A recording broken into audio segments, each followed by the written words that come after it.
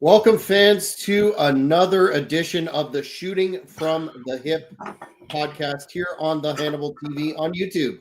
My name is Jack Kilby, Executive Vice President of Great North Wrestling, and I'm joined today by the man there who never loses his keen sense of timing, the man known as the King of the Streets, the Kingpin, the Spanish Angel, Angel Medina. How are you today, sir? Man, I'm doing great, man. I'm doing fabulous.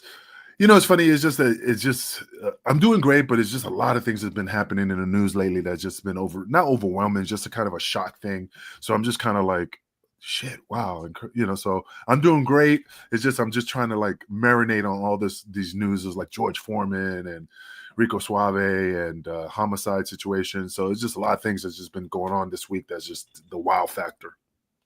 Yeah, it was definitely a monumental week in a number of ways. Certainly not lacking in any news stories. We're going to get to some of those right away, but first of all, I think I've been wanting to do this one with you for a couple of weeks, ever since the John Cena heel turn and all the talk that's gone on about that, to get your perspective on it. And I think it's actually germane that we're a couple of weeks or so out from that, because there's a lot of insights to get when you compare that particular heel turn to, say, the most memorable or the greatest of all time. I know a lot of the younger fans are saying, that was just the greatest of all time. I very much disagree, but we'll get into that. I wanted to ask you right off the bat, though, to talk. I saw your post about and was aware about Homicide retiring, and I thought you put up a very nice post.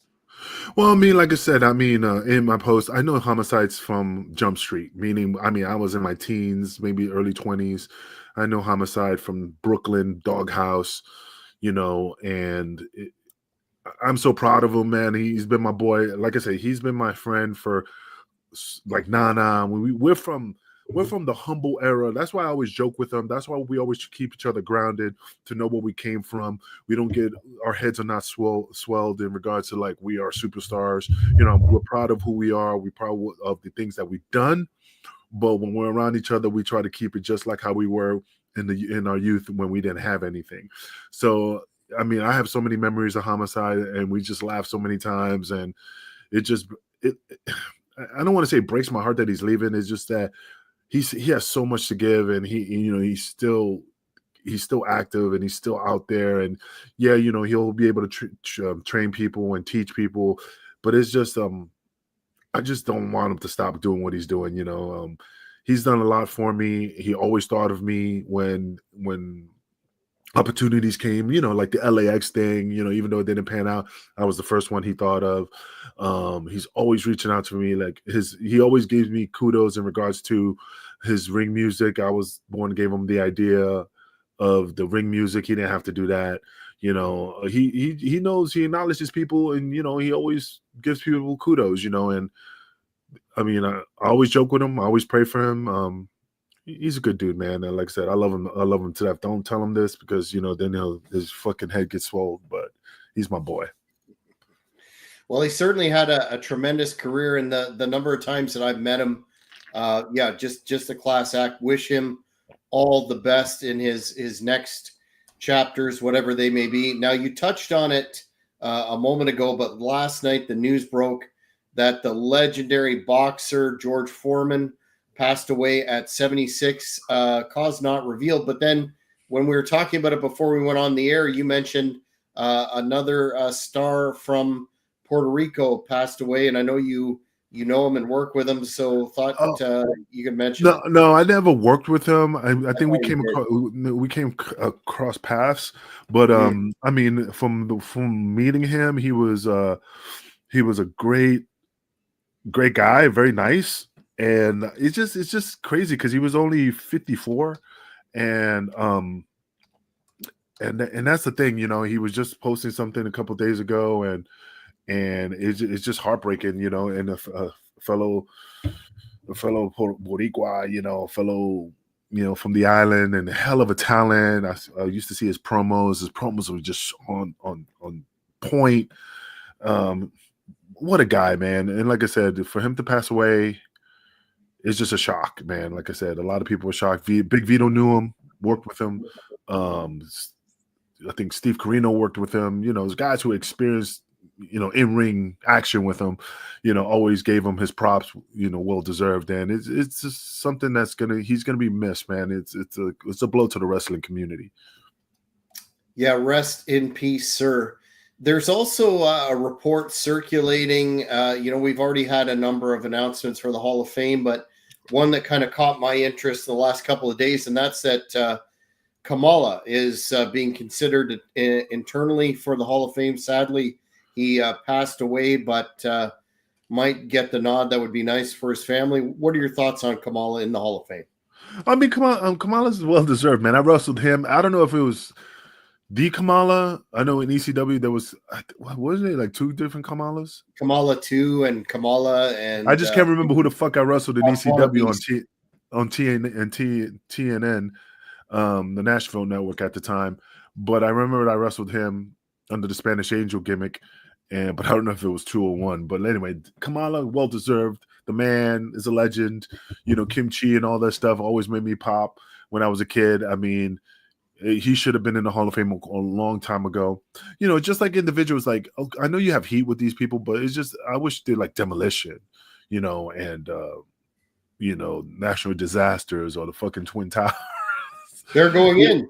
Earthquake and Typhoon are going in this year. Yep. Okay, then that's good. Like guys like that, Mm-hmm. But Akeem, I mean, I'll pop if they fucking put the Twin Towers in the Hall of Fame. It's just classics, man. And those guys deserve it, and I'm happy that the natural disasters are getting an opportunity to get inducted into the Hall of Fame. Well deserved.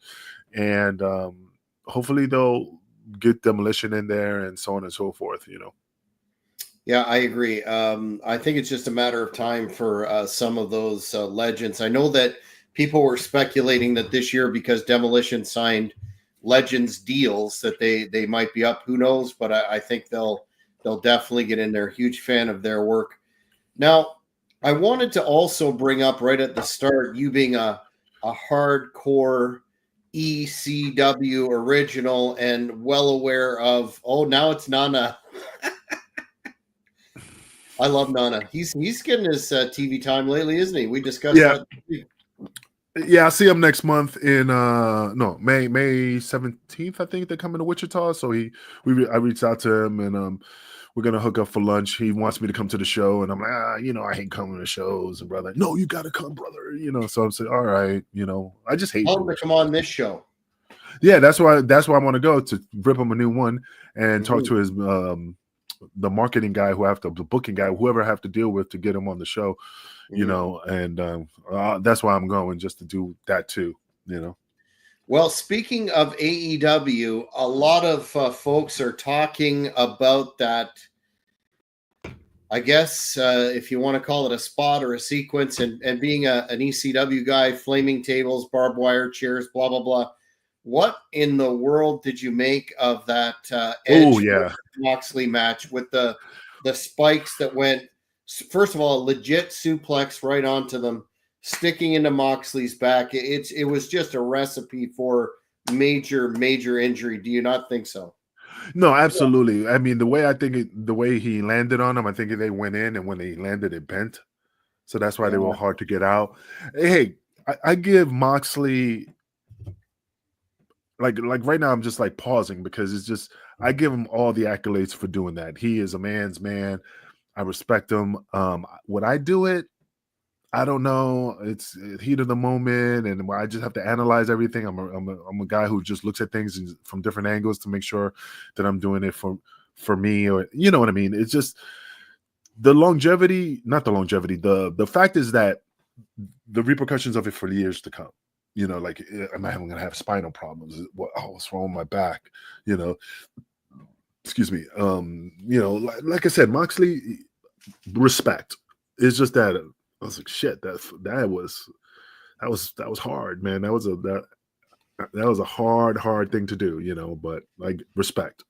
I don't know if that's something that you're going to get full value out of it. When I first saw it, I thought, okay, those nails are likely not gimmick. They didn't look gimmick. So are they sterilized? Is he going to end up with a staph infection? Is he going to puncture a lung, let alone a spinal injury? And then the third thing I thought was, my goodness, that's on regular television. Are there going to be any implications in terms of the network? I as you know, I love hardcore wrestling, but there, that to me seems to be bordering on deathmatch CZW territory. And if Moxley, which I don't understand, he's 40 plus now, he's a millionaire plus.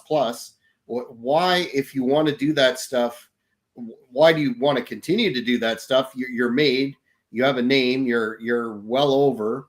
That seems like something that they should be doing in a, again, a CZW or backyard with light tubes, King of the Death Match. I just don't get it. Yeah, I mean, like I said, he used to do it a long time ago in different type of matches, and I seen, like in Japan, I seen stuff like I remember saw some dude, I forgot what match it was, but they powerbombed the guy on some scissors. Cool. In the way it was set up. It's just a different level of hardcore, man. And like I said, I analyze it. I look at it from the money perspective. Am I making money? Am I gonna benefit from this? I'm not risking my body and my life, for chump change. And but I'm a different mindset now. I'd be like, fuck no, I ain't doing that. But it's just, like I said, I just can't knock him for doing it, because it takes a bigger man to do something like that. So would I have done it? No, I'm not. Be honest, I'm tough, but not. I mean, I just won't do it. But again, my mind would change if it came to the situation where you have to sell it to me like, Angel, this is gonna be great. These are sterilized. These nails are not really whatever it is. But well, I'm not knocking him, but no, I'm not knocking him. It's, I mean, in much respect, he's obviously tough and/or crazy, but yeah, it just seemed out of place in a mainstream professional wrestling product on national television. Last kind of AEW quasi story is, did you see that Ray Phoenix, one half of the Lucha Brothers, may be joining his tag team partner Penta in the WWE? Are you excited about that, or how do you feel about it? Do you think they'll tag them up or keep them? Well, first of all, I didn't even know about that. Like, so that's breaking news for me right now. And that's what I'm here for, brother. Well, that's great. Great tag team. And hopefully either they might tag them or might do some type of feud angle to pump up maybe WrestleMania. If he gets in time to build a little bit of a story. So, man, that's awesome, man. I wish him the best of luck, man. Make all the money, brother. Well, yeah, and there may be quite shortly. We're coming up on May the 3rd in Philadelphia, Pennsylvania, where Hannibal, the Death Dealer, managed by myself, will be facing Super Crazy at the Tri-State Wrestling Alliance One and Done. Oh yeah, the show that I'm not even on, that I just got like shit canned. Well, it's an interesting, it's an interesting situation in pro wrestling. But what will be more interesting is the fact that Hannibal is going to end, I think, Super Crazy once and for all. And I mean, not taking anything away from Super Crazy. He does those high flying, amazing moves, but I once Hannibal catches him and grounds him, that's going to be it. And there's another spot for a Mexican superstar. Maybe Penta and Ray Phoenix can take a legend spot soon. But fans, if you're watching in the Northeast, in the Philadelphia area, go to 2300arena.com. Get those tickets for the WrestleCon that starts at noon with so many legends. We can't even talk about it here. Headlined by Nature Boy Ric Flair. And then the show starting at 7:30 bell time. This is a legit history-making event. Angel, your thoughts on the Hannibal, some would say sad end to Super Crazy? No, well, I'm going to be honest. I wrestled Super Crazy for many years. The guy is a phenomenal athlete. He has a lot of things in his arsenal. The man is still phenomenal when he does those lucha moves. So I think Hannibal has a challenge right there. I mean, the guy is a great athlete. I don't take it away from Hannibal, but Hannibal does have a lot of injuries. So the super crazy, but again, super crazy is the extreme luchador. I don't think that Hannibal has faced anybody at that caliber. So I'm not saying that I'm not knocking Hannibal. I just think Super Crazy is just going to get the win in this situation due to the fact of his wrestling pedigree of lucha skills that's going to put Hannibal in a daze. Well, we'll see about that. Your friend Chubby Dudley has made every attempt to stack the deck against us, but we got some surprises up our sleeve as well. But either way, that card is going to be history in the making. They will be lowering a banner, raising a banner with a number of TWA legends' names attached in that former ECW arena. So it's going to be a show that you're not going to want to miss, fans. If you're in the Philly area, Northeast, or even Ontario, please check it out. Now, what everyone has been talking about the past couple of weeks is the heel turn of John Cena. And I want to preface before we get into the list and further discussion, this is all very, very, very open to debate, discussion. It's not an exhaustive list. It's something that the fans will probably talk about for years. And one of the really smart fans here, Roland, said, just like Michael Jordan and Steve Austin are GOATs of their professions, it's always a question of who is number two. What is the second greatest heel turn of all time? We'll talk about that. But before we do, look, Hannibal himself, the Godfather's putting you over. Look, he's saying that your traps are popping today. That's the shirt. But I appreciate it. They see me rolling. So self-deprecating. So self-deprecating. I like that.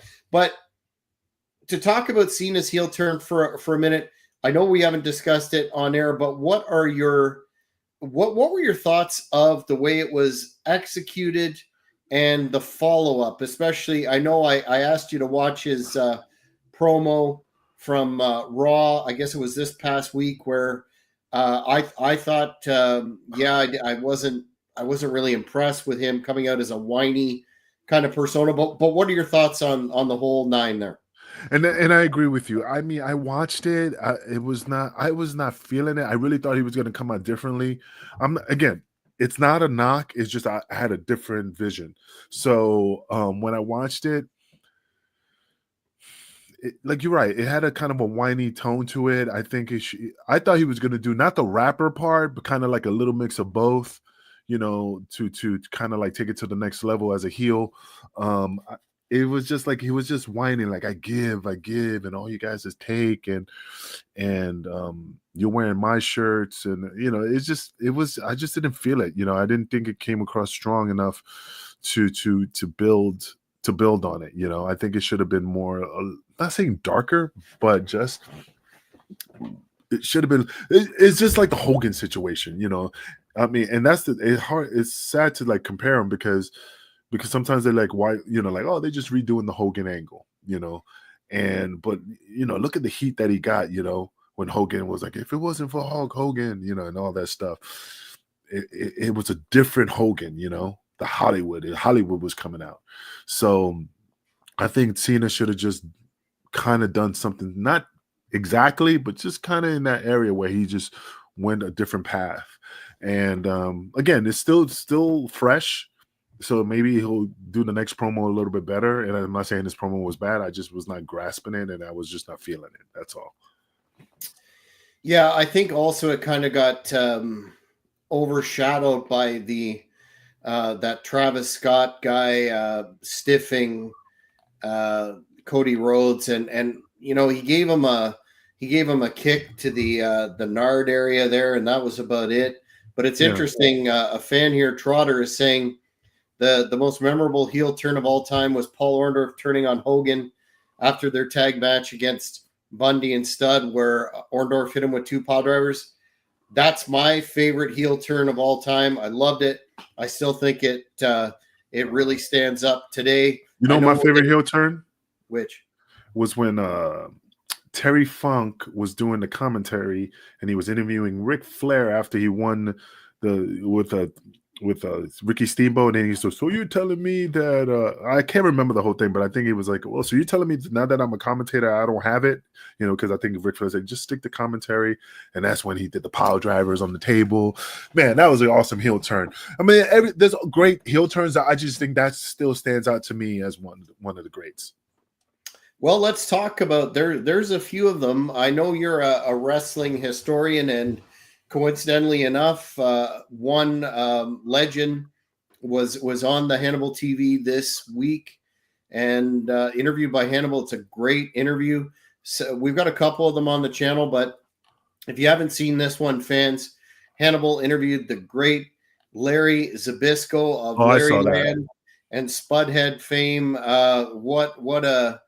What a true living legend now. But a lot of the historical folks point to Larry turning on Bruno as being one of the greatest, if not the greatest of all time. And apparently the locker room was upset, or not upset. They were kind of in the dark when it happened too. And then it culminated with that huge show in Shea Stadium, 1980. That was a major sellout. Did you see any of that tape, or are you familiar with that one? The Bruno Sammartino. Yeah, when Larry was the protege, et cetera. Yeah, I only saw. I mean, like I said, I vaguely remember, and I think I saw like a Coliseum video a long time ago when it was on VHS. But yeah, I mean, it was a major heel turn. It was something that was just, unfandom that that's the protege would turn on his, the creator. What is the monster turns on his creator philosophy, and I just think it was something that was just shocking during that era. And because he was almost like a mirror image of Bruno Sammartino, same cookie cutter physique, and I mean, even though Larry Zbyszko was bow-legged, but he was just you never noticed that? No. Yeah, I think he has his legs are bow-legged, but it doesn't stop him from his wrestling ability. Those are things I noticed. Mm-hmm. But like I said, I think it was just an awesome angle, just like the Stan Hansen breaking his neck type of thing. So yeah, I mean, I think that was a hell of a heel turn, and one of the turns of the ages at that time. Yeah, and you hit the nail on the head when you said that, part of a great heel turn, in addition to, storytelling impact, cultural significance, and long-term legacy, is the shock value. And definitely that was, when you read about the accounts of it, that was one of the more shocking ones. Let's talk about one, and we're going to bounce all over the timeline here quite a bit. Let's talk about one of the ones that you've referenced before. I think it's one of your favorites, actually. Correct me if I'm wrong. But that was when the Mega Powers exploded after Hogan had lust in his heart and that handshake, and then the Saturday night's main event. Yeah, you do a good Macho. Oh, dude, that promo. I hate your guts. That was, regardless of that heel turn, that promo got sweat spitting everywhere. I mean, that was intensity. But yeah, the breakup of the Mega Powers, you love Elizabeth and all this crap. And I mean, it was classic, man. Like I said, it's so hard to say which is the best, which is the one that like is the top number one. If you had the 1 to 10, those are the things that it's like takes days to try to like analyze, and you still mess up because people will be like, no, man, they won't agree of the order. Maybe it's just so hard to do.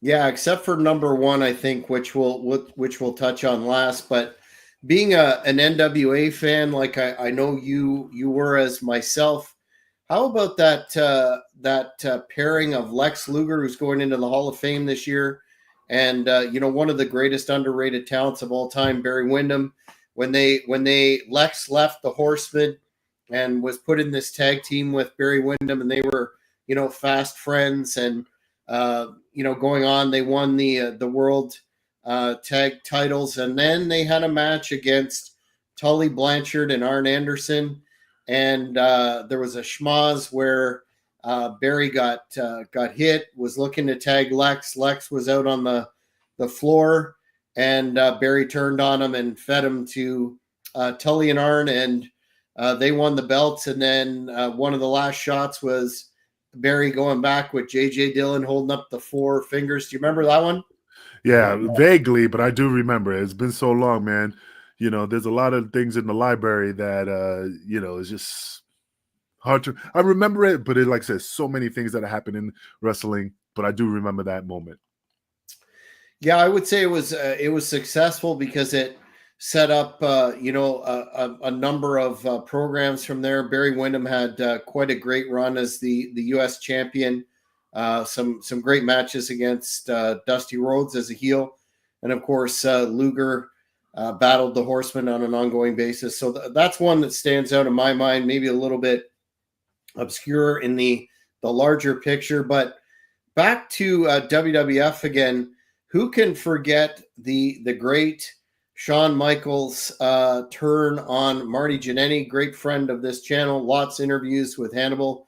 Great guy as well. When Michaels did the super kick after being frustrated with Jannetty and storyline wise, knocked him cold and threw him through that barbershop window. That must be one you remember. Oh yeah, and I remember that because it was during the barbershop. I mean, that took Shawn Michaels' career to the next level, but kind of like Marty Jannetty's did the opposite. I think they had some plans for Marty, but I think he fucked up. And again, I'm not knocking him. That's the story I heard, that he fucked up, and that's what put his career on the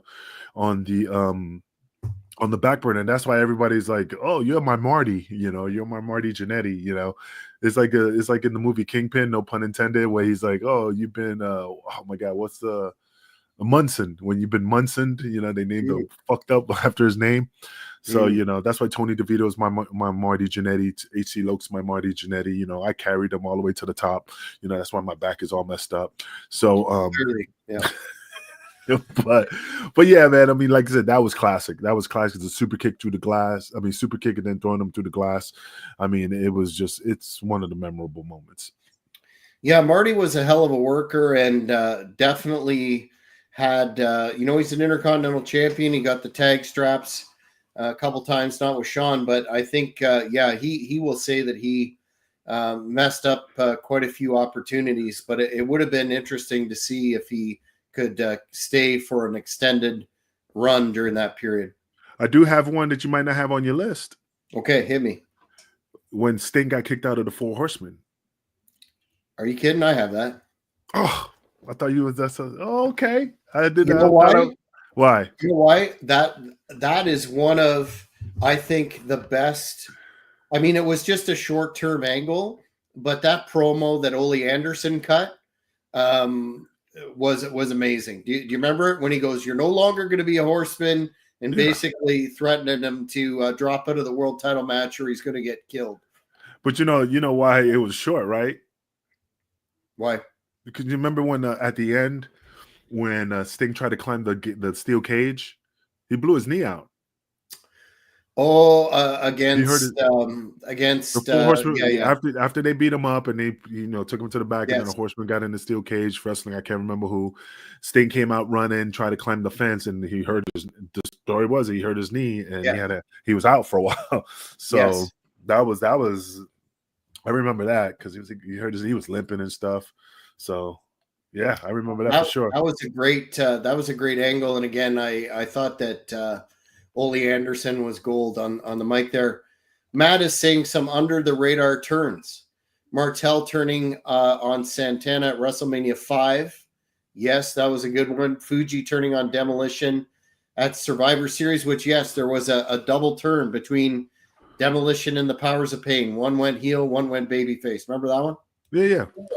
I was just trying to visualize the Rick Martel and Strike Force.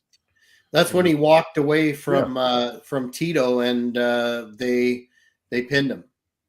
Yeah, he. I'm trying to remember how he. Wasn't it that Tito did something that hit him in the face and then he walked away rubbing his face? He was going like this, and he walked away and left him. Yeah, I remember that. Rick Martel, in many ways, was a better heel than he was a babyface. That model character was gold, in my opinion. No, absolutely, that was wrestling gold. You can't go wrong with that. Next, and a fan already mentioned it. Matt again mentioned it here. Andre turning on Hogan. I mean, what about that Piper's Pit prior to WrestleMania where Andre comes out with Bobby Heenan again? Man, what a great talent Bobby was, and he said, "You never offered this man a title match, et cetera, et cetera." And then Andre ripped off Hogan's shirt, and Broke his incidentally had chain. the had the cor- Broke. yeah had the cross on and bleeding, and then Piper ad libbed, "You're bleeding." That was. You're That was bleeding, man. classic. You're bleeding, man. Yeah. I mean, yeah, I mean, Piper did a great job. But anytime you have Bobby Heenan in your corner as representing you, cutting promos for you, man, it's fucking TV gold. You know, having him because I mean, not knocking Andre. I mean, Andre was not good on the mic, so having that mouthpiece to represent him was just ridiculously phenomenal. So that's why it was just fun. Like, you never gave this guy a title because you were jealous. You knew, all these angles. I wish Bobby Heenan was still around to this day, man. The guy was just a lot of knowledge to give to people who want to be managers, because if you see Prince Nana's fucking promos, if Bobby Heenan was around, he definitely would definitely school Nana how to do promos. But anyway, that's a different story for another time. Yeah, we'll send him that piece of tape there, and I'm sure he'll want to come on the show after that. Here's one that I really did not enjoy. I thought it didn't make sense, and that was Stone Cold Steve Austin joining Vince McMahon in WrestleMania X7 2001. They went through that classic feud that turned the company around, literally financially, and then he all of a sudden, I guess, accepted McMahon's help with the chair and gave all the chair shots to The Rock, won the belt, and I think they had plans to make that a much longer entity than it turned out to be, but the crowd never bought it and continued to cheer Stone Cold. What possible what outcome could there be after they had that massive rivalry to make the fans try to make the fans buy that as a legit thing? What part? Repeat that. Sorry. Stone Cold joining Vince. Oh yeah, I do remember. I thought it was funny with him and Kurt Angle when he was doing, with the whole when it built up to that. Yeah, it was funny because I remember Stone Cold was singing. And I think it was classic. I think it was funny. Some people might not have liked it because it's not the Stone Cold character. He made it more of a comedic thing. But I mean, it was funny. I'll give it to them. They tried to do something a little bit different, and I think it worked. But some people just joining forces with Vince McMahon, you thought worked? I think it did a little bit. I mean, it was a turn, something that you didn't expect. It's like what would have been cool. Now you're talking about turns and all that stuff. Think about if John Cena before this, the Rock situation, the whole 9 yards and all that stuff. But picture Vince coming out with him as his manager, John Cena's manager. But it had to do some type of angle where it's more of a shock value because now Vince is no longer around. Him coming back, not expecting him to come back, and then becoming John Cena's corner man, or no pun intended. But I think that would have gone over more than the Stone Cold one. What you think? Mm-hmm. Yeah, I didn't like the. I was one of the fans that crapped on it. I didn't buy it. I thought it was. I remember watching the pay-per-view with a bunch of friends, and we were all saying it was bullshit at the end of it. But what do you do? Well, which part do you think it was more bullshit? Was it the part when he turned when The Rock told him to turn, or in regards to the promo that he cut? I thought sorry, we're switching gears here. I thought you were talking about the Vince thing, man joining Stone Cold. Yeah. It's in the we're switching gears, but yeah, good. I got to keep up. I would say the Cena promo. I didn't like the they're so against wrestling tropes, and he's like, well, we expect a guy to come out with a little bit of a different look, grow a beard. That's usually a heel move, some kind of different music, whatever. And I just thought it did not work by going so far against, the trope. A heel Cena, an aggressive heel Cena, I think would have worked better. But I think he mentioned that in there, like, you thinking I was going to come out with a different shirts, different hats, different music. No, but you're right. I think he would have, if he would have just, that song that he did, that video when he played Hannibal. Bad man. I think that would have been, Mm-hmm. Mm-hmm. I think that would have been a good song for him to come, I just think they're they're going out of their way to, um, be different and disrespect, wrestling, mechanisms that have worked in the past. And I thought the whiny John Cena, it sounded like a therapy session to me. And yeah, I thought it devalued the program. But let's wait and see what happens. Question about that. Do you think, you said he should have changed his look? What you think he would have, if he would have grown a beard and came out as like a little bit more of the thugonomics without the jewelry, just to give it a little more of a different look, and that would have went over a little bit better?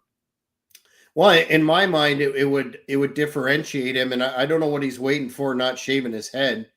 He's got that big gimmick going on there in the back that looks like it's getting bigger every day. I think it would have been a lot better to shave his head, have a little beard there, and embrace some of the quote unquote traditional heel tropes. Yeah, I could have seen him doing the Randy Orton shave the head, not clean shaven, but buzz cut shaven.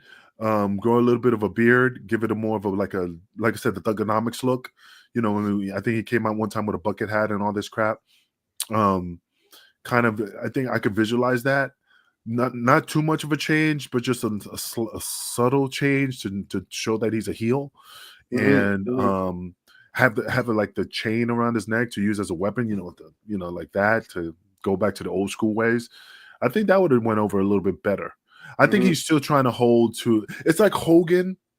That's a perfect example. It's like Hogan not doing Hollywood, but still being the yellow and red character as a heel. Once he transitioned to Hollywood, it just did a 360. So I think if John Cena would have done that a little bit, people would have accepted it a little bit more. You're just trying to put. It's almost like that the horror movie five something Freddy. It's a horror movie on Peacock.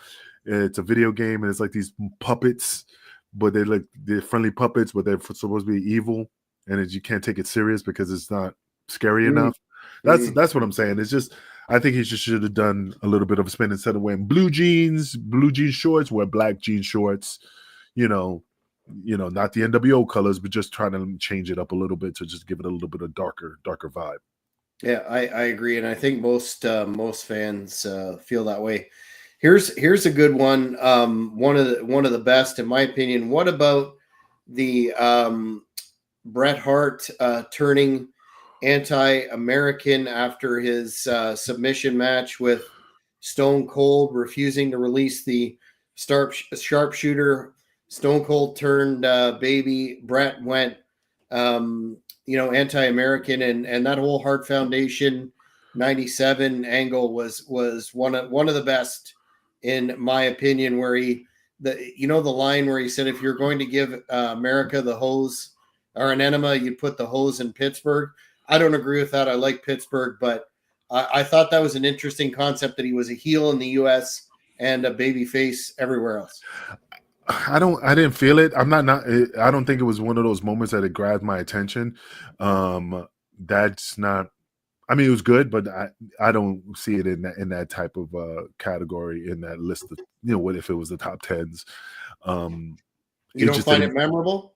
No, not really. Not for me. I remember it, but I can't go, oh wow, yeah, I remember. Like this, that was bad. I think the Montreal screw job, just using that was more to me a wow factor, even though it was not scripted.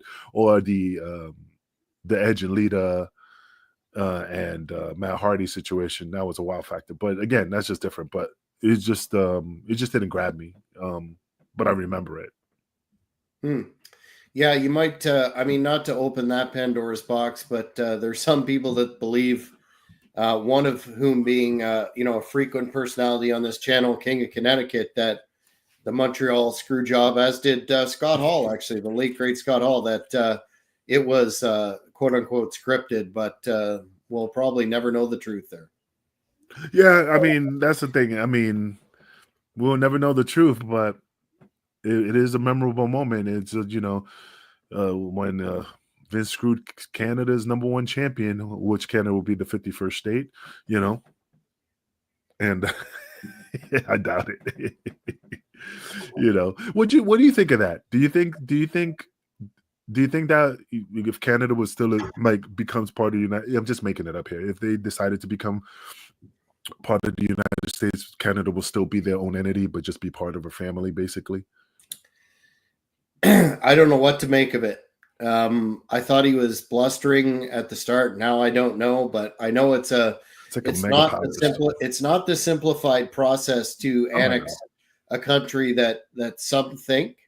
But it's like Puerto Rico. I mean, I'm just using it as an example. Puerto Rico has its own flag, its own. They have their own rules and stuff, but they're part of the United States. They're part of the mega powers. Just become the mega powers. But you guys are still Canada, but we're one. The joke of the 51st state. Puerto Rico is supposed to be the 51st state, but it's not. It's a Commonwealth. So the same thing. Like, they'll joke around you're the 51st state, but we just unite as one. It will never happen, I don't think, but I'm just curious what your thoughts were.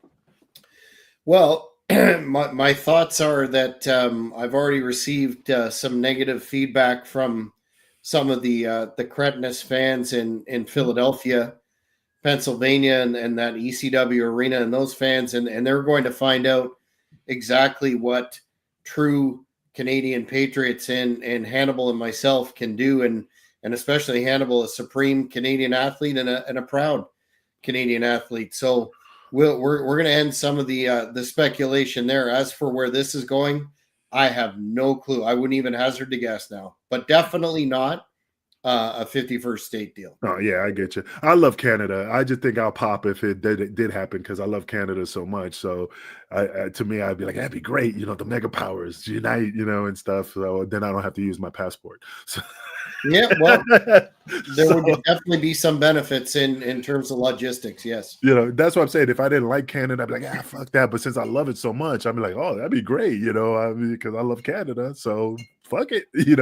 But I don't know the ramifications of the negative, the positive, the downfall, the economy. I don't know how we're affected. I'm just looking at it as a kid just having fun. Like, yeah, that'd be great. But that's a timely reference to this show because Trump really did turn heel on Canada. I know, the bionic elbow. That's a good heel turn. You're right. That's a good heel turn. But it will work out. It always does. We'll figure it out. We'll see. We'll see. I definitely love America, as you know, and hopefully this will be put in the rear view pretty soon. Do you think if I come to Canada, I'm going to have problems? You're American, eh? Puerto Rican. Yeah, get around. Go around. Turn around. Turn around. Oh, you're not leaving. What happened to your passport? Yeah, just like Sabu or Sandman, they got turned around. Yeah, I don't want no problems. No. And the greatest heel turn, I think everybody agrees, including the fans on the program today, is Hogan joining the NWO, Bash at the Beach, 96. Was there anyone that was not surprised at that or impressed with how it turned out? Dude, I remember seeing that, and I still have it like ingrained in my brain from how I was shocked. Like, holy crap, that was the best heel turn in wrestling history, and it always will be. I don't know anything that I can't even visualize anything topping that now or ever. I mean. But hopefully, like I said, it is so funny that if they didn't think Hogan was going to do it, and they had Sting in the back pocket, and if pictured the what if like a Marvel comic what if Sting was the one that turned and Hogan refused to do that, would the NWO would have been strong as it was today? Would have been popular? Don't know. Don't think so. I think it had to be Hogan, and as you'll note on this channel, there's quite a few interviews with the late great Kevin Sullivan where he had to basically sit on Hogan for the 24 hours before the deal, and he said that he wasn't even sure if he would go through with it because he had concerns about his merchandising and the fact that he'd been, the yellow and red for so long, so iconic. But I agree with you in terms of cultural significance, shock value, and long-standing impact. I mean, that garnered ushered in the major boom period in that company, and they sure needed it. That the NWO and that whole angle turned the company around and provided some really compelling television for a number of years. Now, do I think the NWO uh, went on too long and lost some of its steam? Absolutely, Oh but wait, no. The reason they lost steam because motherfuckers just like the LWO, the NWO, Red and Black. You know what I mean? Like it was just going off to the far left, and I think that's why it was losing steam. I mean, again, that's just my perspective. I think when you start splitting factions, and it was like, what the fuck? You just trying to like water down the main thing. I think they should have just left it as is, just like Bullet Club. Just leave it as is, and that's it. You know. I agree with you 150%. I don't think we're ever going to see a heel turn of such significance and impact again, at least not during our lifetimes. But before we shut this particular episode down, I want to ask you, Kingpin, your prediction for the whole WrestleMania main event between the American Nightmare Cody Rhodes and the follically challenged now John Cena. Do you think he's going to get the strap, or is Cody going to? How do you see that whole thing playing itself out? To be honest with you, I mean, I don't think it's going to happen, but they should give the strap to Cena because every show, every fucking WrestleMania, it's always the babyface winning it, and it just doesn't give it any type of like screw job, not screw job. It's just you when you could predict it because that's what it always happens. You build it to WrestleMania, and then the babyface prevails. I think if they were gonna do anything, if this is gonna be Cena's final year, I think he should win it at WrestleMania and lose it at SummerSlams. That's just my. I mean, because you just want to. Because if you're gonna pay all this money to watch a main event, knowing that the outcome is going to be the same, always going to be, oh, Cody Rhodes won it, right? Cody Rhodes won it. It's a good same thing. It always happens. Why not change it up? Why flip it one more time so the fans could make it go, oh, holy shit, I didn't expect that. The Undertaker losing to Brock Lesnar. People already assumed that Undertaker was going to win, but when you did that swerve. That black dude with the big bulging eyes, everybody was shocked.